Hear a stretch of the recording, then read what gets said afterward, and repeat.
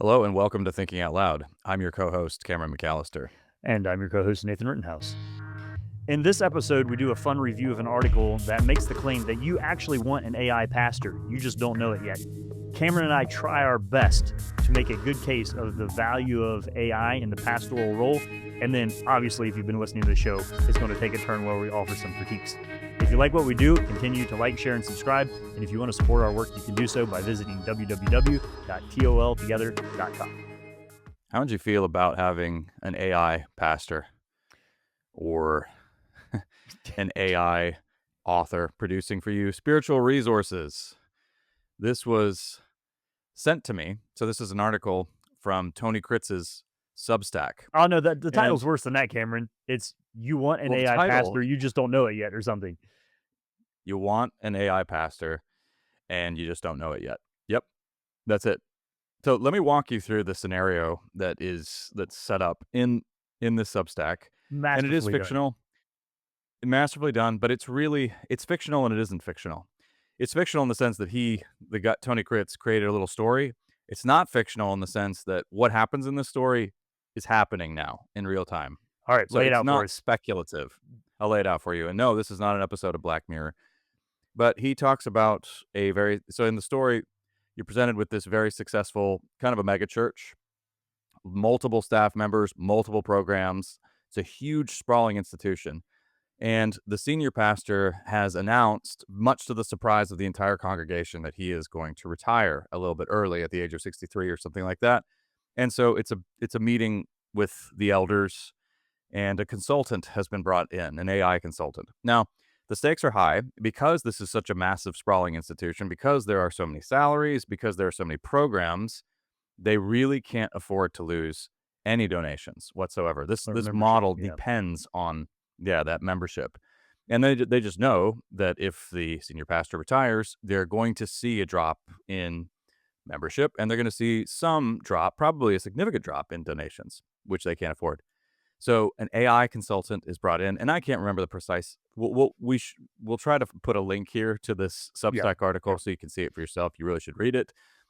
The title of what the company this guy represents, is pretty brilliant, and you'll get a chuckle. It's kind of dark too, but essentially, what he says is, you can't afford not to hire us, because what we're going to do is we're going to create an AI pastor for your church, but this pastor will do everything that your pastor did. Only this pastor will do it orders of magnitude better. He'll cater to every different conceivable type of audience. You got a traditional crowd that wants the theological creeds quoted and a lot of church history. He'll do that it will do that in droves because it can draw from vast stores of information there. You have a more contemporary crowd that want good, concise cultural engagement.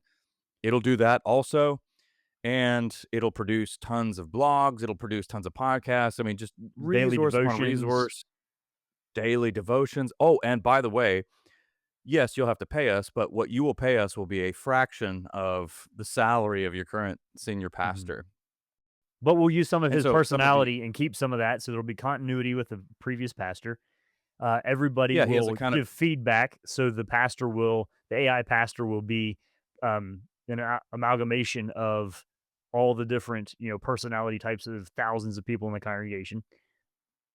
He'll reverse and his age. kind of He'll well, reverse and his age. kind of folksy his folksy sort of style will be incorporated. And yeah, but slowly we're going to reverse age the pastor. It'll be a subtle, slow, backward creep. So all of this will be Because taking 49 is place. apparently the ideal pastor. A 49-year-old who seems wise beyond his years is the statistical ideal for a pastor. So you got to get your AI pastor into that category.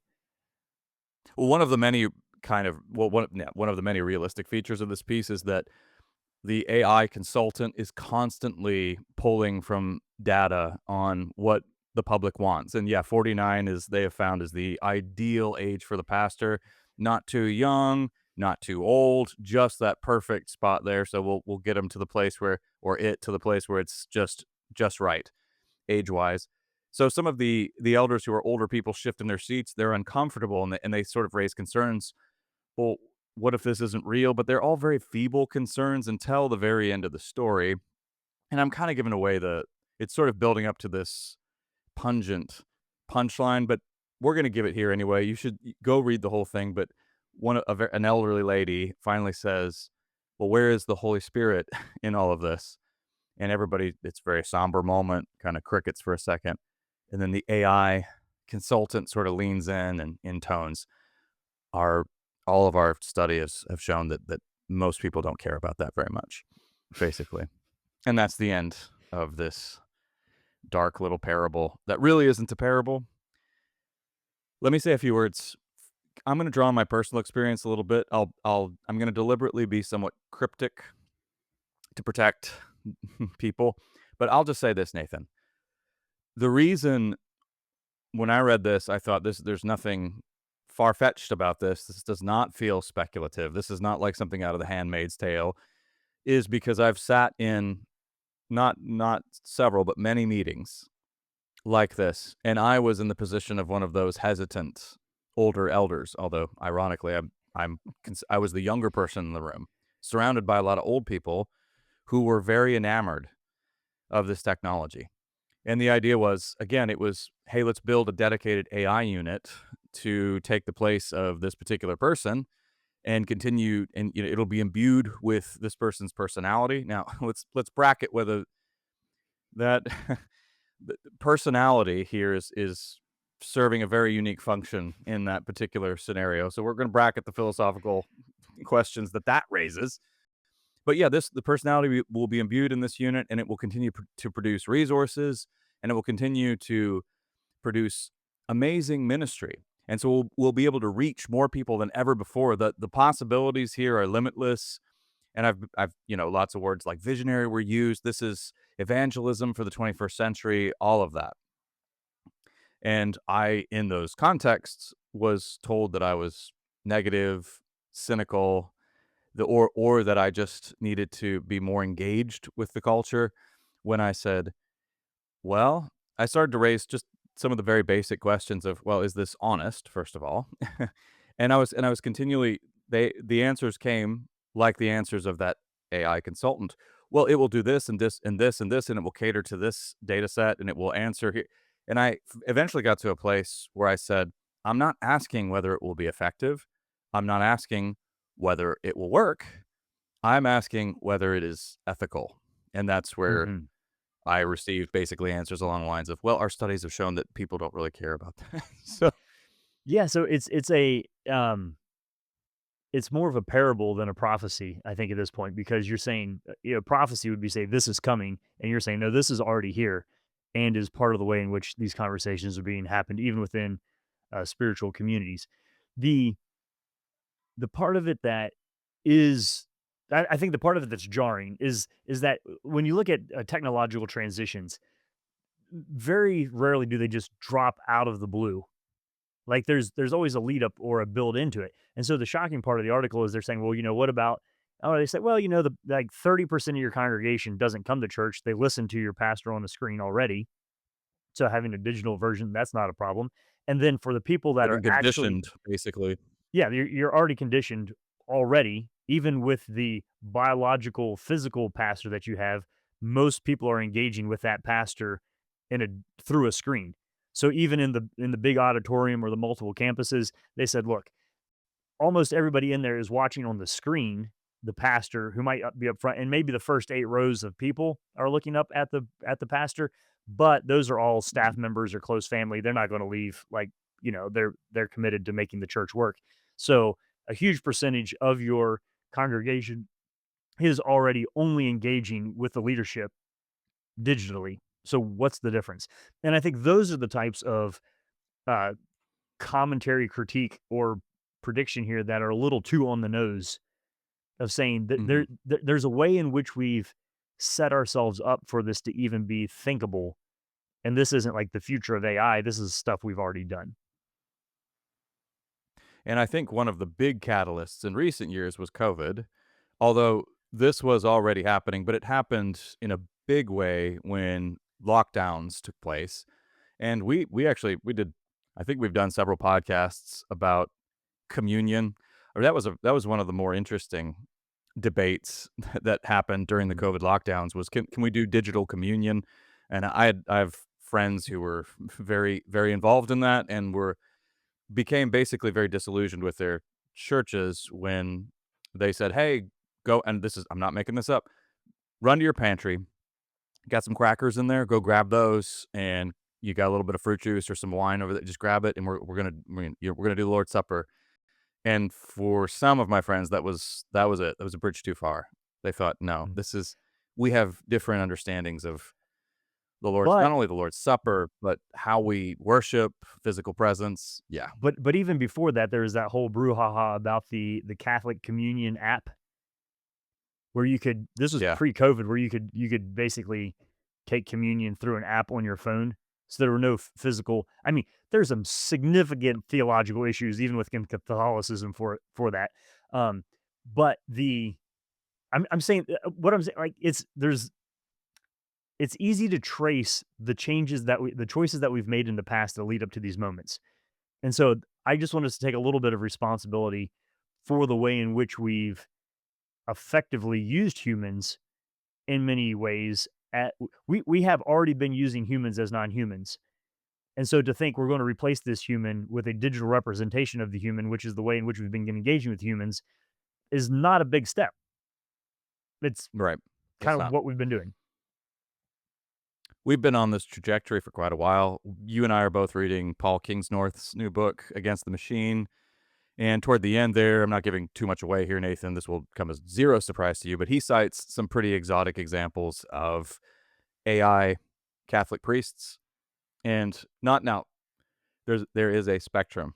Not everybody is in support of this kind of stuff, but of course, there are some earlier adopter types, even within monasteries, who applaud this and they say, well, this, AI priest you wouldn't believe how many people he can bless or it can bless. You wouldn't believe how much more, efficient and effective this is. So there, in other words, I'm only saying that just to It's not. say this is You're so saying widespread now. You're not getting it's away from it already here. anywhere. Yeah, It's already here. And the it thing is of it, here. This is the and, future's here. and so here's the thing: it's easy to be like, oh, the fear part of the paranoia about it. Like, no, the way that technologies get implemented are through choice. We want it. We ask for it. In fact, we're usually willing Yeah, to pay for the thing that we end up complaining about taking over our lives. So it's a weird form of uh, re- it's you're not okay. rebelling against it. You're paying for it. Is Here's a the thought experiment, Nathan. okay? Hit me. All right, we're both gonna do something that will be uncomfortable for us first. In a spirit of good faith, let's both of us try to be devil's advocate for just a second Okay. Yep. for this technological development, and let's try to steel man some of the arguments in favor of it, because I think it's going to be both, from our tone, but for people who have been listening to us for a while, it'll be very obvious where we come down here. So let's make a case for it as devil's advocates, and then we can move into why we both believe this is misguided and some of the reasons for that. So Sure. why don't we make some You want me to go arguments first? in favor of? Yeah, I'd love to hear you Okay. go first, and I'll So chime in. yeah, this is again, there's nothing new under the sun here. So this is saying, hey, look, um, the future of the church are young people, and in fact, as that group ages, an increasing percentage of humanity is engaging with all information and with all people already through digital formats, through screens. The vast majority of our human interaction is already mediated through digital technology. If we want to be relevant, up to speed, if we want to be able to speak in the lingo, if we want to have a customized expression of think in the past, Cameron, how long it took a missionary to travel to another country. You might have a Wycliffe Bible translator who lived on the edge of a village for 5 years just to get the first fragments of an understanding of the language before the work even started. And if you're looking at rapidly changing cultures about globalization and then even changing dialects and interest within young adults, why would you not want some format that could precisely and in a targeted sense preach the Mhm, gospel in the modern lingo, parlance, and language with all the cultural references instantaneously available to them with an already backed up digital profile of what persuades them the most? Why would you not use that to deliver mhm. something that you thought was beneficial for their salvation and eternal security and their way of life now. Like, come on, why wouldn't you want that? It's the mission. We'll take all the things that we've already been doing missiologically and say where are the people, where are the people actually at? What's the culture? What's the language already? And then we can with precision. Um, don't even have to get on an airplane. Deliver the good news.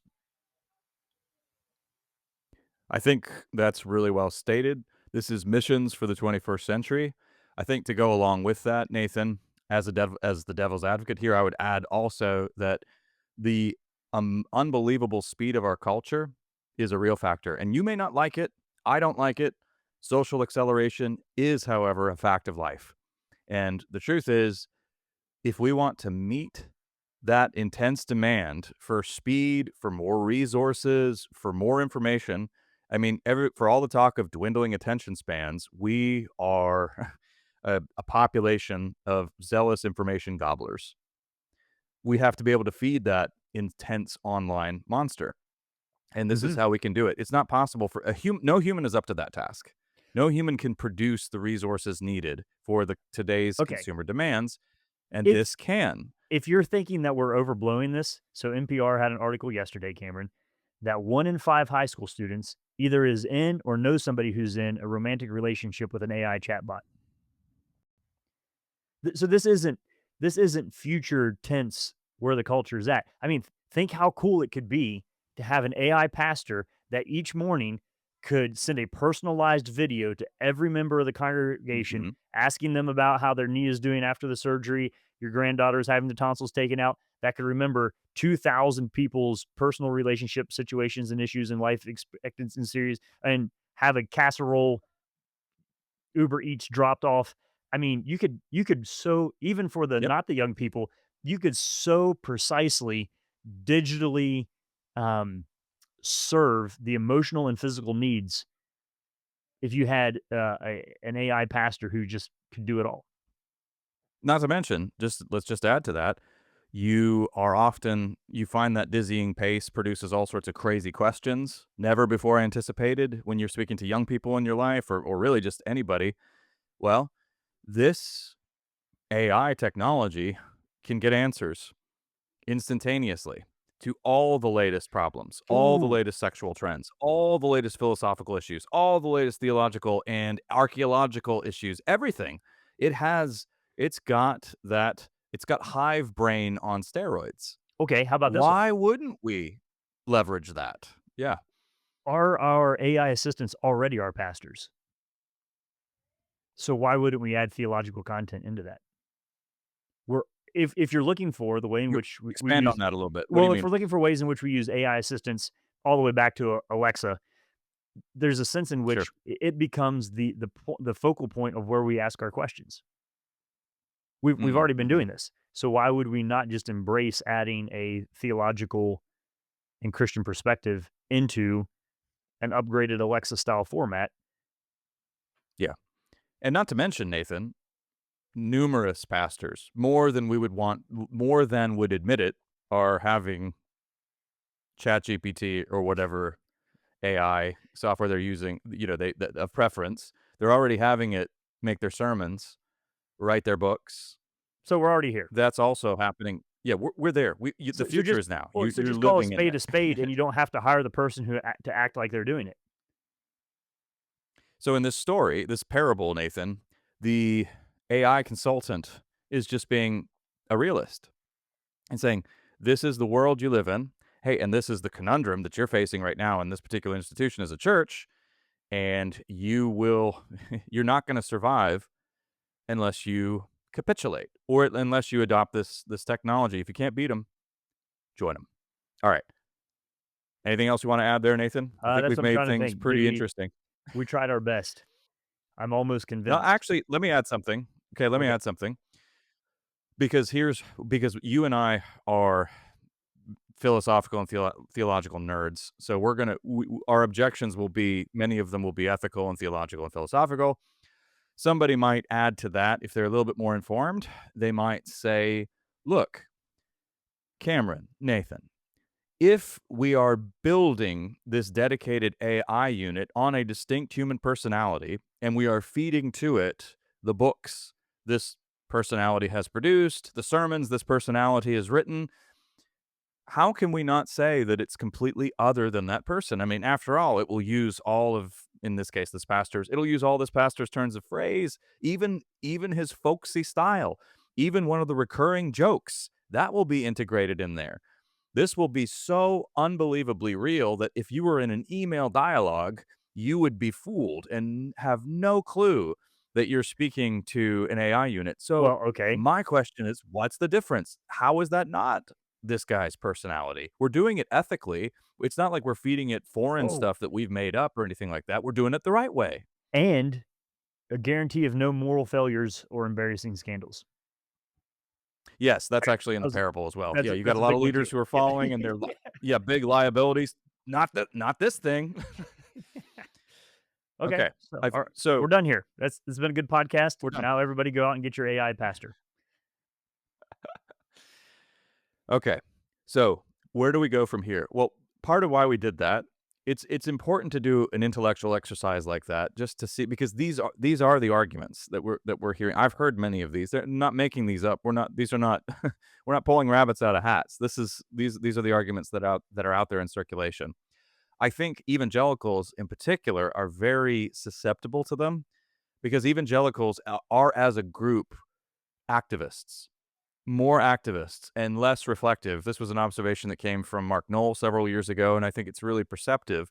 It's not that evangelicals don't have an intellectual culture. They do now, but it's relatively young. But as a group, evangelicals are very good at mobilizing movements. So that's a great strength, but it's also a weakness sometimes. It's a weakness when we're confronted with something that is genuinely new. AI is genuine. It's genuine. We're facing some stuff that's genuinely new here, and you have a kind of utilitarian mindset that basically does say, this is incredibly effective. Think about how this could reach people. But let's back up for a second, Nathan.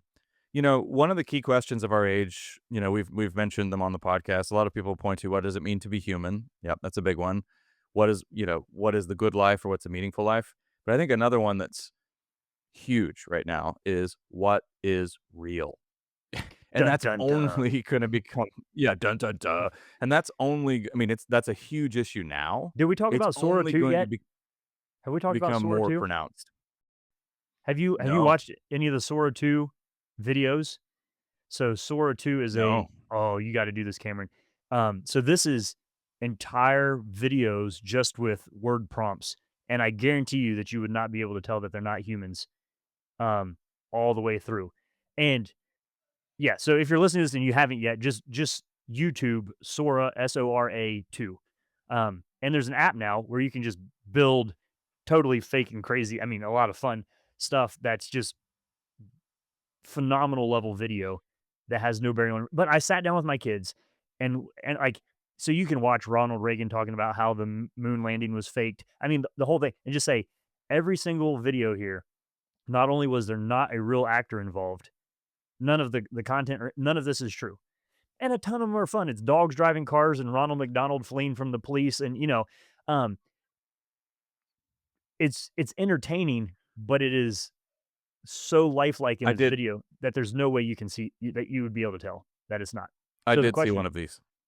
okay, I didn't know it was Sora 2. It was you know who YouTuber Jake Paul is? yeah, It was Jake Paul coming out of the closet, and I saw it, and here's what I thought. I didn't think the video itself was AI or fake. I thought it was a prank or a skit that he was doing. But mhm, then when the presenter showed it, he goes, "Look at this." And he said, "I'm about to blow your mind." And so I watched it. I thought, "Oh, that's a pretty funny skit." And he says, it's not what he's saying, it's that the whole thing isn't real. And there's no way you knew that.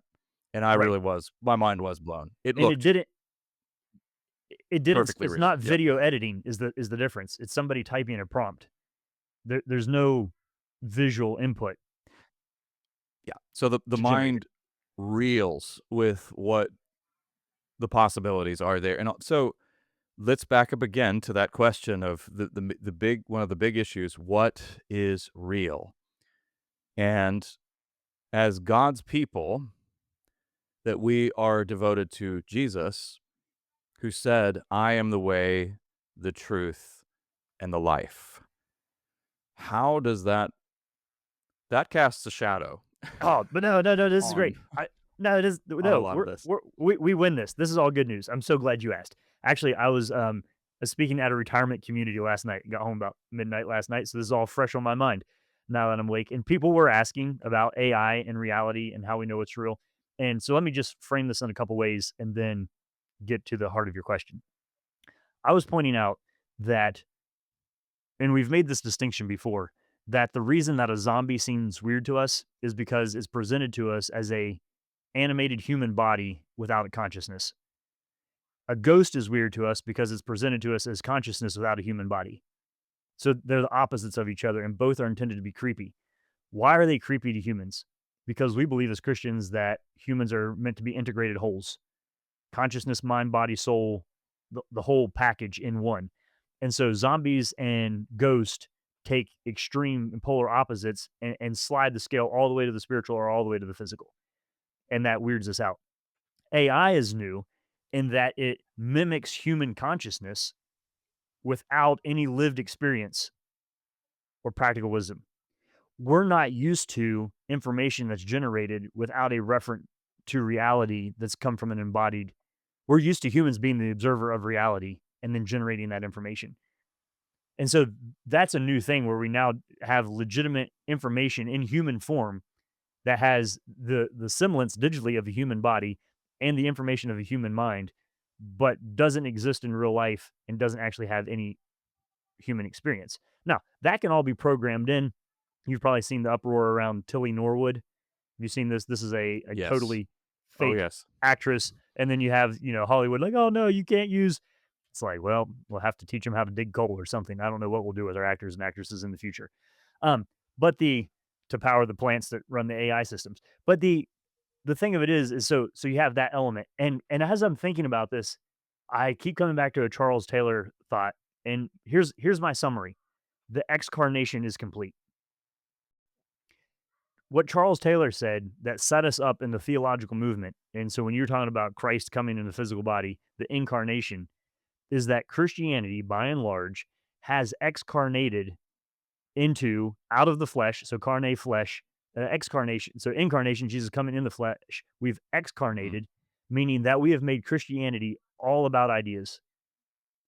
And if Christianity only is about ideas and has no physical manifestation or representation of itself in the physical world, then it will be easy to replicate that digitally or through artificial intelligence if it's just about ideas.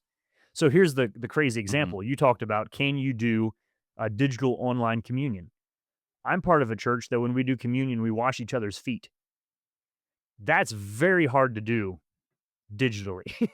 um, and so what I think the future of the church will be, my experience, Cameron, in the last 5 years has been a total shift from working with people who had a very reductionistic, materialistic vision of the world and saying, "Hey, there's a second story here. There's an upstairs. There's a spiritual reality Mhm. to that." Um, and so I felt like I was pulling in that direction. Now I feel like I'm pulling back in the other direction of saying, "No, there's a physical world that is good." And it's not because they've overly spiritualized in Christianity; it's that they've embodied a non-physical digital world that Mhm. mirrors and mimics an addiction to a spiritual reality. But the fact of the matter is that most of the people already living in those digital spaces are not meaningfully engaging the physical world already. And so Mhm. the role of the Christian is to stand in the tension between an extremism that says it's only raw matter or it's all theoretical and all spiritual and all digital. And we live in the tension of trying to hold on to both of those and call people in both directions back to reality. And it's been unique for me to just live through the shift in which it's the same tension, but the direction that I'm pulling is different. To say, come back down to Mhm. the physical world, hug your grandma, you know, as a manifestation of the goodness of like Jesus came into the earth. And if you zoom way back on the biblical story, is that spirit precedes matter. It's not saying that spirit is more real than matter. It's that spirit precedes matter, and so true spirituality has a physical manifestation. And Yeah, that's it. Yeah, pure spirituality has physical manifestation in order for it to be a biblical and God ordained way in which we engage that. And so at the point that your church slides purely into the digital space, it's mimicking the spiritual in that it's detaching itself from the physical implications of it.